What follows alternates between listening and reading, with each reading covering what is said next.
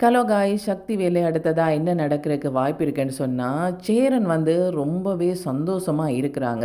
எதுக்காக என்று சொன்னால் சக்தி தீபனை கல்யாணம் பண்ணுறதுக்கு சம்மதிச்சிட்டாங்க. இந்த விஷயம் தெரிஞ்சோன்னா சேரனுக்கு அவ்வளவு சந்தோஷம். ஆனால் வேலனுக்கு அந்த விஷயம் இன்னுமே தெரியாதுன்னு பார்த்தா அந்த விஷயத்தை போய் மீனா வேலன்கிட்ட சொல்லிட்டாங்க. இங்கே பாருன்னா இந்த வீட்டில் தான் நீ இருக்கிற, ஆனால் உனக்கு தெரியாமலே பெரிய ஒரு விஷயம் இந்த வீட்டில் நடந்துட்டுருக்குது. உனக்கு கொஞ்சமாவது அறிவு இருக்கா என்ற மாதிரி கேட்குறாங்க. என்ன மீனா சொல்கிற, எனக்கு இப்படி தெரியும், என்ன நடக்குது என்ற மாதிரி கேட்குறாங்க. இல்லை, சக்திக்கு இன்னொரு கல்யாணம் நடக்க போகுது, அது உனக்கு தெரியுமா என்ற மாதிரி சொல்கிறாங்க. அப்படி சொல்லும்போது வேலன் சிரிக்கிறாங்க. என்ன மீனா இது, இந்த மாதிரியெல்லாம் சக்தி முடிவு எடுக்கவே மாட்டா, நீ ஏன் அந்த மாதிரியெல்லாம் சொல்கிற என்ற மாதிரி கேட்குறாங்க. இல்லைன்னா சக்தி அப்படி ஒரு முடிவை எடுக்கவே இல்லை, அது எனக்கு நல்லா தெரியும். ஆனால் சேரன் அந்த மாதிரி ஒரு முடிவை எடுக்க பண்ணிட்டாங்க என்ற மாதிரி சொல்கிறாங்க. என்ன சொல்கிற மீனா, திரும்ப சொல்லு என்ற மாதிரி சொல்கிறாங்க. இல்லைன்னா சேரன் கட்டாயப்படுத்தி சக்தியை இன்னொரு கல்யாணம் பண்ண வைக்கிறாரு என்ற மாதிரி சொல்கிறாங்க. அது எப்படி நடக்கும், அது நடக்காது மீனா என்ற மாதிரி சொல்கிறாங்க. இல்லை இல்லை, சேரன் தீபனிட்ட இருந்து நிறைய பணம் வாங்கியிருக்கிறாங்க. அந்த பணத்தை திருப்பி கொடுக்காம சக்தியை அவங்களுக்கு கல்யாணம் பண்ணி கொடுக்கலாம்ன்ற மாதிரி நினைக்கிறாங்க என்ற மாதிரி சொல்கிறாங்க. அதுக்கு சக்தி கண்டிப்பாக சம்மதிக்கவே மாட்டா. அதுக்கப்புறமா நீ எதுக்கு அதை பற்றி எல்லாம் கவலைப்படுற, நான் எதுக்கு கவலைப்படணும் என்ற மாதிரி சொல்கிறாங்க. இல்லைன்னா சக்தி சம்மதிச்சிட்டா என்ற மாதிரி சொல்கிறாங்க. சொன்னோன்னே வேலனுக்கு பயங்கர கோவம் வருது. என்ன நடக்குது வீட்டில் என்ற மாதிரி கேட்குறாங்க. சக்தி எப்படியெல்லாம் பண்ணக்கூடிய ஆளே இல்லை என்ற மாதிரி சொல்கிறாங்க. நீங்கள் ஏதோ இந்த மாதிரி மற்றவங்க சொல்கிறத கேட்டு ஏதோ உளறிட்டுருக்கிற என்ற மாதிரி சொல்கிறாங்க. இல்லைன்னா சக்தியே தான் இதை சொன்னால் அதை நான் என்னுடைய காதாலேயே கேட்டேன் என்ற மாதிரி சொல்லிட்டு நடந்த விஷயமெல்லாம் சொல்கிறாங்க. சேரன் அவங்கள்ட காலில் விழுந்து கெஞ்சி இருக்கிறாங்க. இங்கே பாரு, எப்படியாவது தீபனுக்கு உன்னை கல்யாணம் பண்ணி வைக்கணும், இல்லைன்னு சொன்னால் எனக்கு இருக்கவே விருப்பம் இல்லை என்ற மாதிரி சொல்லியிருக்கிறாங்க. எனக்காக நீ இதை பண்ணணும் என்ற மாதிரி சொல்லியிருக்கிறாங்க. அவங்களுக்குமே வேறு வழி தெரியாமல் சம்மதிச்சிட்டாங்க என்ற மாதிரி சொல்கிறாங்க. அப்படியா, அது நடக்கவே நடக்காது, நான் எப்படி அதை நடக்க விடுவேன் என்ற மாதிரி சொல்கிறாங்க. நீ அப்படி சொல்லிட்டு இருக்கிற, இவ்வளோ தூரம் வந்துட்டுதே, இந்த வீட்டில் நீ இருக்கும்போதே இவ்வளோ தூரம் சேரன் இந்த பிரச்சனையை கொண்டு வந்திருக்கிறானே என்ற மாதிரி சொல்கிறாங்க. அப்படியா, இனிமேல் அதை நான் பார்த்துக்கொள்கிறேன், இதை பற்றியெல்லாம் நீ கவலைப்படாத இனிமேல் என்ற மாதிரி சொல்கிறாங்க. அதுக்கப்புறமா மீனா என்ன சொல்கிறாங்கன்னு சொன்னால், கவனம் அண்ணா, நீ தான் இனிமேல் கவனமாக சக்தியை பார்த்து கொள்ளணும். சக்தி பெரிய ஒரு ஆபத்தில் இருக்கிற மாதிரி எனக்கு தெரியுது என்ற மாதிரி சொல்கிறாங்க. இனிமேல் எந்த பிரச்சனையும் வராது, அதை நான் நடக்கவும் விட மாட்டேன், நீ கவலைப்படாத என்று சொல்லிட்டு அவங்க சக்தியை சந்தித்து கதைக்கிறாங்க. என்ன சக்தி இதெல்லாம் நடக்குது, இந்த வீட்டிலேயே நான் இருக்கும்போது உனக்கு இன்னொரு கல்யாணமா, எப்படி நீ இதுக்கெல்லாம் சம்மதிச்சா, என்ன நடக்குது எனக்கு சொல்லு தெளிவா என்ற மாதிரி சொல்கிறாங்க. அப்படி சொல்லும்போது சக்தி அழுகிறாங்க. வேலு, இங்கே பாரு, இப்படியெல்லாம் நடக்குமென்று நான் கொஞ்சம் கூட எதிர்பார்க்கவே இல்லை என்ற மாதிரி சொல்கிறாங்க. நானும் தான் எதிர்பார்க்கல, என்ன நடக்குது என்ற மாதிரி கேட்குறாங்க. இல்லை, சேரன் காலில் விழுந்து கெஞ்சினான், இன்னொரு கல்யாணம் பண்ண சொல்லி தான் தீபனிட்டேருந்து நிறைய பணம் வாங்கியிருக்கிறேனாம், அதை திரும்ப கொடுக்க முடியாமல் இருக்குது, அதனால் தீபனை கல்யாணம் பண்ண சொல்லி கேட்குறான்ற மாதிரி சொல்கிறாங்க.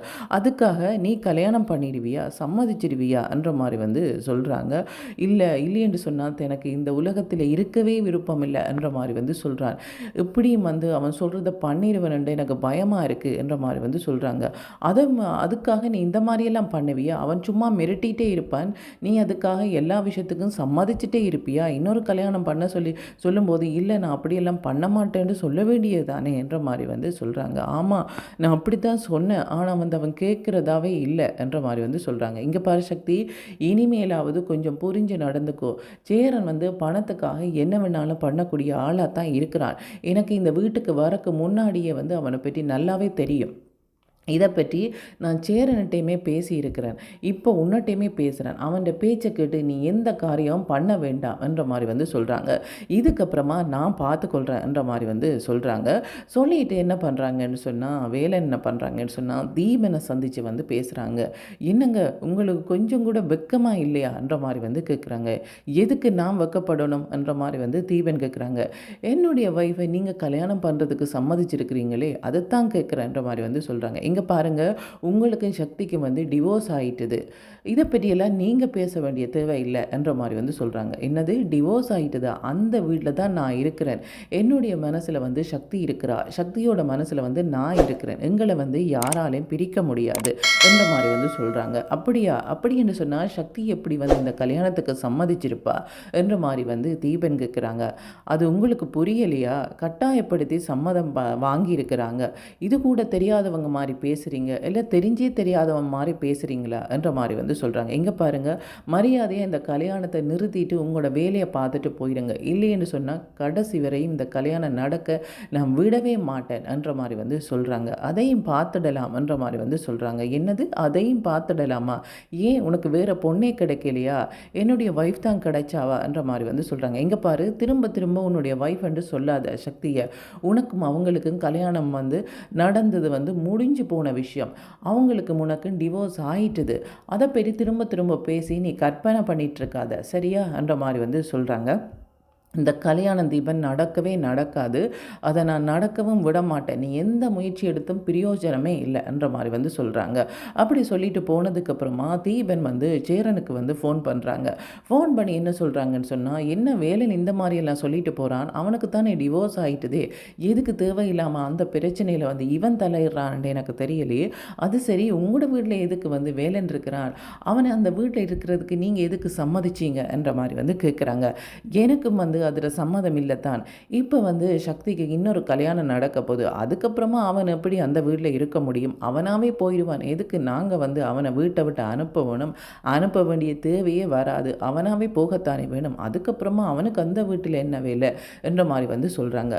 அதுக்கு முன்னாடி வந்து சக்திக்கும் எனக்கும் கல்யாணம் நடக்கணுமே, அவன் வந்து நடக்க விடமாட்டான் போல இருக்கு என்ற மாதிரி வந்து சொல்கிறாங்க. என்ன தீபன் நீ இவனுக்கெல்லாம் பயந்துட்டு இருக்கிற? அவனுங்க கல்யாணத்தை நிறுத்துறது, அதெல்லாம் கல்யாணம் நல்லபடியாக நடக்கும்.